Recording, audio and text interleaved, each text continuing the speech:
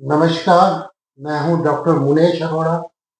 खबर है चैनल के लिए जो प्रोग्राम अभी हमने चला रखा है स्वच्छता को लेकर के और पूरा डंपिंग यार्ड पर कवर किया और जिस तरह से हालात हैं वहाँ पर और लोग जिस तरह से जूझ रहे हैं, पूरी आबादी हाई कोर्ट तक गई है, सुप्रीम कोर्ट तक जाने की तैयारी कर रही है। उदयपुर की स्वच्छता के लिए पारस सिंघवी से मैंने बात की थी तो उन्होंने कहा था कि हाँ, डंपिंग यार्ड को लेकर मैं खुद मौके पे चलूंगा और वहां पर बहुत ज्यादा घोटाले हैं। जो काम जिस स्तर का होना चाहिए वो उस स्तर का नहीं है। और उदयपुर में अगर हम रह रहे हैं तो स्वच्छता के क्षेत्र में एक बहुत बड़ा नाम है के गुप्ता। के गुप्ता किसी की परिचय के मोहताज नहीं है। वो अपने आप में एक खुली किताब है स्वच्छता की। इन्होंने 20 वर्ष अपनी जिंदगी के स्वच्छता के लिए दिए गए और सबसे पहले डूंगरपुर को जो उन्होंने एक मॉडल स्वच्छता के लिए बनाया शहर, उसकी पहचान वसुंधरा राजे सहित शाह साहब और प्रधानमंत्री जी तक ने की है। और सबसे बड़ी बात है कि 2018 में बिल गेट्स का उनको इनाम मिला, सम्मान मिला। 2019 में नीदरलैंड सरकार द्वारा उन्हें अंतर्राष्ट्रीय सम्मान प्राप्त किया गया। प्रधानमंत्री द्वारा उन्हें स्वच्छता अभियान के लिए सम्मानित किया गया। एक बहुत लंबी लिस्ट है जिसके लिए वो सम्मानित किए गए।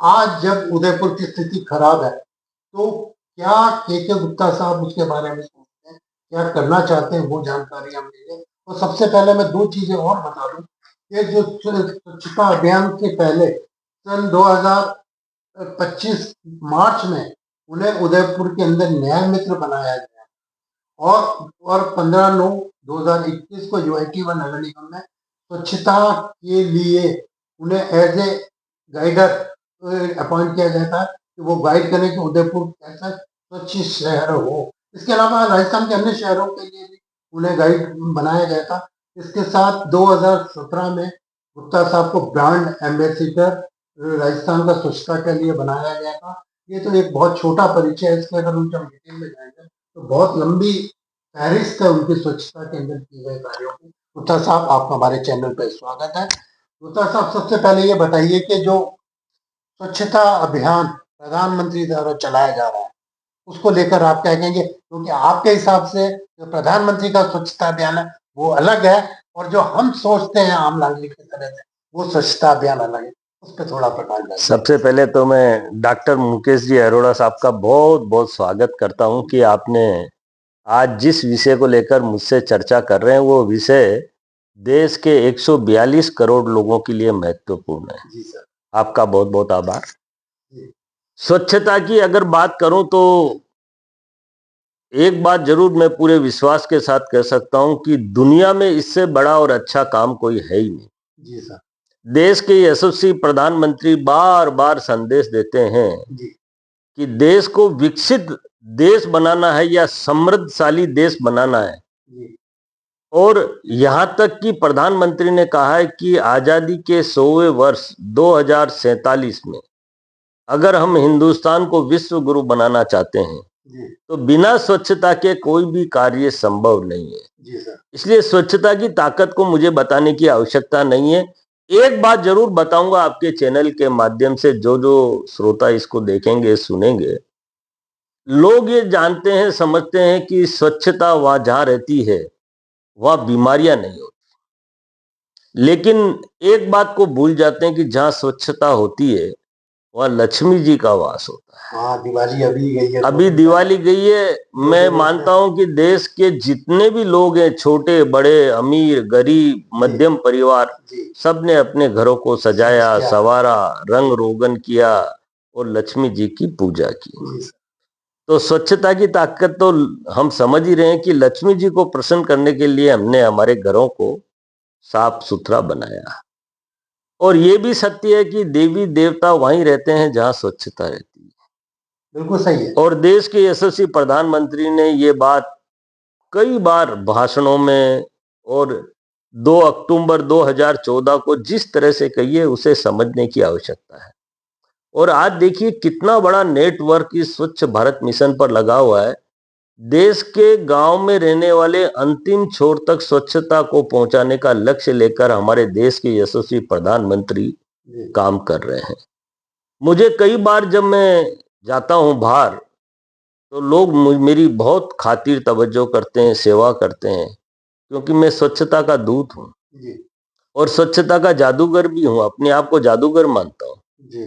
मैं जंगल को अशोक गहलोत जादूगर है, आप जादूगर। देखिए, अशोक गहलोत राजनीतिक जादूगर हो सकते हैं, मैं काम का जादूगर हूं। मुझे नाम से कम और काम से ज्यादा लोग पहचानते हैं। मेरा काम देश और दुनिया में बोलता है। उसकी वजह देश का हर एक नागरिक जानता है कि शायद हिंदुस्तान में एक ही व्यक्ति है जिसके काम की तारीफ और स्वच्छता के काम की तारीफ देश के यशस्वी प्रधानमंत्री ने 2 लाख लोगों की सभा में की थी। और देश के यशस्वी गृह मंत्री सम्मानीय अमित भाई शाह ने भी मेरी स्वच्छता को लेकर जो प्रशंसा की है, मैं ये मानता हूं कि मेरे जीवन की अगर सबसे बड़ी उपलब्धि है तो देश के जो कर्णधार हैं, ये दोनों ताकत वो ताकत है जो हिंदुस्तान को आज समृद्धशाली हिंदुस्तान बनाने के लिए, स्वच्छ हिंदुस्तान बनाने के लिए, विकसित हिंदुस्तान को बनाने के लिए रात दिन चिंतन और मंथन कर रही है और पूरे प्रयास कर रही है। इसलिए मैं लोगों से आह्वान करता हूं कि स्वच्छता को अपनाओ और देश को आगे बढ़ाओ। अब सवाल ये उठता है कि आप उदयपुर की स्वच्छता के बारे में अगर मेरे से चर्चा कर रहे हैं तो मेरे द्वारा कई बार प्रयास किया गया, लेकिन यहाँ के अधिकारियों द्वारा मेरे सारे प्रयासों को विफल करने में कहीं कोई कसर नहीं छोड़ी गई। मैं 2017 में राजस्थान का स्वच्छता का ब्रांड एम्बेसडर बना। राजस्थान की यशस्वी मुख्यमंत्री ने मुझे 206 निकायों को स्वच्छ बनाने के लिए एक ऐसा संदेश देने के लिए और मेरे द्वारा किए गए काम को धरातल पर हर निकाय उतारे, इसके लिए नियुक्त किया गया। मैं राजस्थान के सभी निकायों में, बड़ी बड़ी जयपुर निकाय में भी मैंने, निगम में भी मैंने सभा ली, लेकिन पता नहीं उदयपुर के अधिकारियों को क्यों नहीं मैं रास आया, उदयपुर में मेरी सभा नहीं होने। एक मीटिंग जरूर हुई, उसके बाद मेरे कामों को इन्होंने धरातल पर उतारने का कोई प्रयास आपने एक मेवाड़ जन शक्ति दल भी बनाया था और उसके साथ मैंने कई प्रयास किए हैं और पिछले 3 सालों से मैं बहुत प्रयास कर रहा था कि उदयपुर को हम देश का रोल मॉडल, स्वच्छ रोल मॉडल बनाए।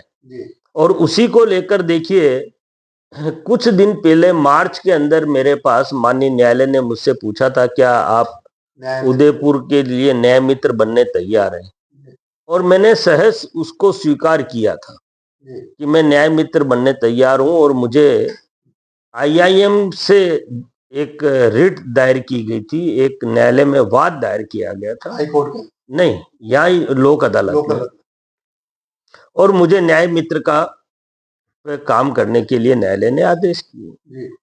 मैंने वास्तविक स्थिति को बहुत नजदीक से देखा, जगह जगह कचरों के ढेर और उस पे जानवर और गाय प्लास्टिक खाते हुए आज शहर में हम कहीं भी देख सकते। आज भी, अभी मैंने सुबह फोटोग्राफ, मैं आपको बता रहा हूँ, एक वार्ड के अंदर फोटोग्राफ्स हैं इसके अंदर, एक इतने सारे फोटोग्राफ जो मेरे पास वो डेटा है शहर के हर डेटा में सबसे बड़ा गाय खाते हुए दिख रही है। ऐसे कितना डेटा, कितना काम किया हुआ, कितने फोटोग्राफ्स हैं, और सारे फोटो जियो टैग से लिए हुए हैं। डेट फोटो है सबसे उसके अंदर उसके अंदर सब डेट आ रहा है।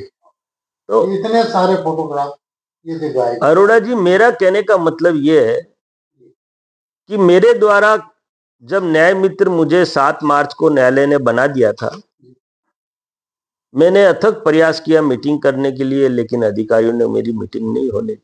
एक भी मीटिंग निगम में नहीं हुई। एक जिला प्रशासन कलेक्टर साहब ने जरूर कराई, लेकिन उसको धरातल पर उतारने की कोई आवश्यकता इन्होंने समझी नहीं, और न्यायालय में झूठे दस्तावेज देकर मुझे रोका गया। झूठे दस्तावेज?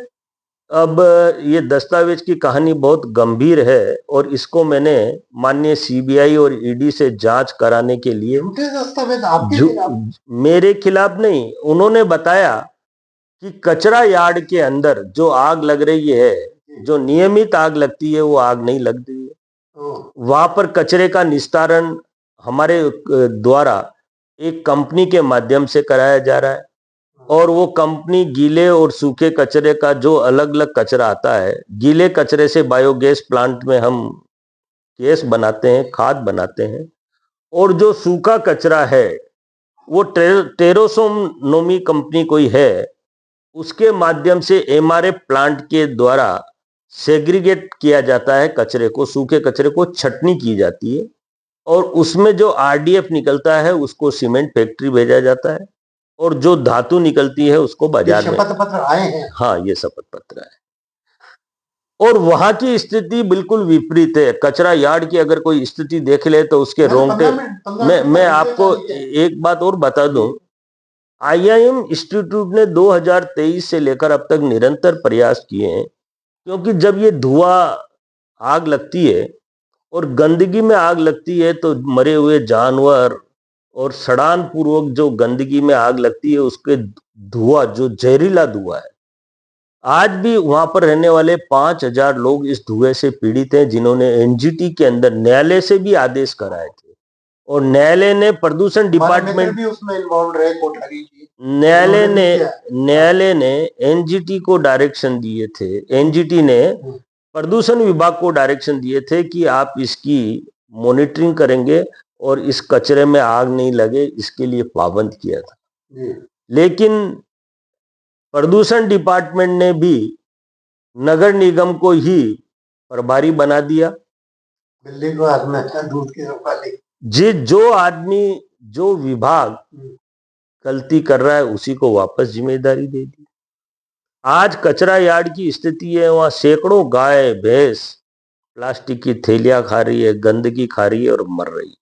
वहां आसपास रहने वाले 5,000 लोग अनेकों प्रकार की बीमारियों से ग्रसित हैं, जिसमें नाक में जलन, आंख में जलन, गले में जलन और स्किन डिजीज, अनेकों प्रकार की स्किन डिजीज, और जो खांसी, दमा, इस बीमारियों से ग्रसित हैं और निरंतर प्रयास कर रहे हैं। लेकिन झूठे दस्तावेज देकर इस सब पर लिपापोती कर दी जाती है। माननीय न्यायालय को तक को गुमराह करने का षड्यंत्र पूर्वक कार्य विभाग के कुछ अधिकारी कर रहे हैं।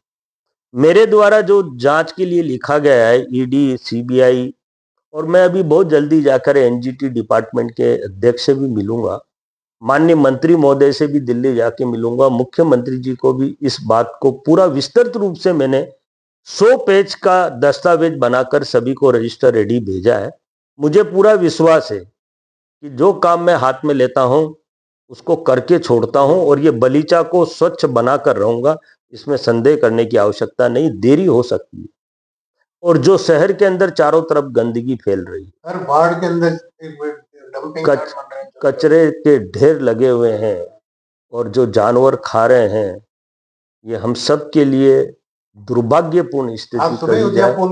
फोटोग्राफ तो मेरे पास, आप एक फोटो नहीं, मेरे पास सैकड़ों फोटो हैं, हजारों फोटो हैं। आपको जब देखने हैं तब मैं आपको दिखा सकता हूं। और जियो टैग से मेरे स्टाफ निरंतर उदयपुर की स्थिति पर पूरा फोटोग्राफी के माध्यम से हम डेटाज एकत्रित कर रहे हैं। हम इन डेटाज को सक्षम अधिकारी को और सरकार को अवगत कराएंगे, क्योंकि मैं वो व्यक्ति हूं, अगर मैं ये काम नहीं करा पाया तो मैं ये मानता हूं कि दुनिया में कोई दूसरा आदमी इस काम को नहीं करा पाएगा। मेरे लिए एनजीटी विभाग ने एक सर्टिफिकेट देके ये प्रमाणित किया है कि ये स्वच्छता के सारे मापदंडों पर, क्योंकि डूंगरपुर का नाम देश और दुनिया में इसलिए लिया जाता है, वो केवल स्वच्छ नहीं है, वो केवल सुंदर ही नहीं है, वो केवल हरा भरा ही नहीं है, वहां पर जो प्रदूषण है वो जीरो है। वहां पर जो पानी का हमने काम किया, हमारे पानी को काम को देखने के लिए दिल्ली से सरकार आई, और लोकसभा में भी हमारे काम के चर्चे आज भी गूंज रहे। मेरा कहने का मतलब है, मेरे काम में ताकत है, और मुझे विश्वास है देश के यशस्वी प्रधानमंत्री और देश के यशस्वी गृह मंत्री पर। अगर ये बात यहां तक नहीं निपटी तो मुझे वहां जाने में भी ज्यादा दिन नहीं लगे। मैं वहां जाकर भी इस बात को पूरी जोर तोड़ से उठाऊंगा कि माननीय न्यायालय को झूठे दस्तावेजों के राम से गुमराह करने वाले अधिकारियों के ऊपर जांच होनी चाहिए, और दूध का दूध और पानी का पानी होना चाहिए। इसमें तो कोई बुराई नहीं। अरे आज आप मेरे से इंटरव्यू ले रहे हैं, तो मेरी जिम्मेदारी बनती है कि शहर की जनता को ये वास्तविकता मालूम पड़े, जो जनता को दिखता नहीं है। ये हवा में फैला हुआ प्रदूषण, मैं आज आपसे एक सवाल करता हूं, उस सवाल का जवाब भी आपके पास नहीं होगा कि हिंदुस्तान में लोग इतना जल्दी क्यों मर रहे हैं। 62.6 वर्ष हमारी एवरेज आयु है और विदेशों में रहने वाले लोग 88 वर्ष एवरेज जी रहे हैं। हम 22 साल पहले मर रहे हैं। हम जिंदे ही नहीं रहेंगे तो हम करेंगे क्या? हमें इस बात पर बड़ी गंभीरता से विचार करना होगा। आज हमारे जो फेफड़े हैं, इनकी आयु 200 वर्ष है। ये 66 वर्ष में अपनी पूरी उम्र पूरी कर देते हैं, 200 वर्ष की। इसका मतलब हम शुद्ध प्रदूषण में जी रहे हैं। इस हवा जो हमें शुद्ध मिलनी, आज हम नैनीताल, कश्मीर और शिमला क्यों जाते हैं घूमने? क्योंकि वहां पर प्रदूषण नहीं है, स्वच्छ वातावरण है। हम चाहते हैं कि ये झीलों की नगरी, यहाँ पर रहने वाला और यहाँ पर आने वाला हर व्यक्ति गौरवान्वित हो और एक बात छाती चौड़ी करके कहे कि स्वच्छ हो तो उदयपुर, स्वच्छता हो तो उदयपुर जैसी हो। और ये हर नेता का धर्म कर्म है, क्योंकि देश के यशस्वी प्रधानमंत्री करें, गृह मंत्री करें कि हिंदुस्तान को स्वच्छ बनाना है, तो उनकी जिम्मेदारी जो स्थानीय नेता है मेरे से कई गुना ज्यादा है। लेकिन हाँ, मैं उन नेताओं को विश्वास दिलाता हूं कि मेरी कार्यशैली कथनी और करनी में कोई फर्क नहीं। मुझे न्याय मित्र के काम से रोकने वालों का पर्दाफाश करना भी बहुत आवश्यक है। वो मैंने एक बार पहले भी आपसे कहा था, मगर आज तक आपने किया नहीं न्याय मित्र। तो देखिए मुझे न्याय हुआ आपके साथ। देखिए, मैं बड़ा सीधा साधा और बड़े स्पष्ट शब्दों में कहता हूं, मुझे न्यायालय नियुक्त कर रही है। अगर मुझे राजस्थान की निकायों के अधिकारी भी जहां भी बुलाते हैं, मेरे से जानकारी लेते हैं, मैं तुरंत वहां जाता हूं और जानकारी देता हूं किस काम को कैसे करना है, धरातल पर कैसे उतारना है। क्योंकि मेरे काम की तारीफें देश हिंदुस्तान ही नहीं, हिंदुस्तान के बाहर विदेशों में हो रही है। इसका मतलब मेरे पास कुछ तो योग्यता है। सर, ये नीड है। अगर आप कर रहे हैं तो ये आपका फर्ज है, नीड है भारत की इस समय जो भारत। अच्छा, अभी एक चीज मैंने ज्यादातर निकायों में देखा कि निकायों के अधिकारी कर्मचारियों पे दोष आरोप प्रत्यारोप लगाते कि कर्मचारी काम नहीं करते। मैं यहाँ बिल्कुल स्पष्ट शब्दों में कह सकता हूँ कि ये स्वच्छ भारत मिशन, कर्मचारियों का काम कम है, अधिकारियों का काम ज्यादा है। हम कचरा उठाने के टेंडर कर रहे हैं, 100% घरों से कचरा उठाने का पेमेंट कर रहे हैं, गीला और सूखा कचरा अलग अलग उठाने के पेमेंट कर रहे हैं। फिर सड़कों पर कचरा क्या ऊपर से आसमान से आ रहा है? और कर्मचारी क्यों? मैं कहता हूं ये जिम्मेदारी तो अधिकारियों की, पेमेंट अथॉरिटी की है। कर्मचारी की क्या जिम्मेदारी? कर्मचारी केवल और केवल स्वच्छता में मॉनिटरिंग करने के लिए होना चाहिए। कर्मचारी अगर कहीं गंदगी देखे तो उसको साफ करे, बस कर्मचारी का काम। और जब घरों से गंदगी सड़कों पे नहीं आएगी तो सड़कों पे गंदगी उठाने की आवश्यकता कहां पड़ेगी? सर, एक जानकारी और लेना चाहूंगा, बाकी तो और चर्चा मैं एक और पार्ट में करूंगा आपसे, मगर क्योंकि बहुत लंबा हो जाता है तो मैं एक क्वेश्चन के साथ इस को वाइंड अप करना चाहूंगा स्वच्छता के वाले को।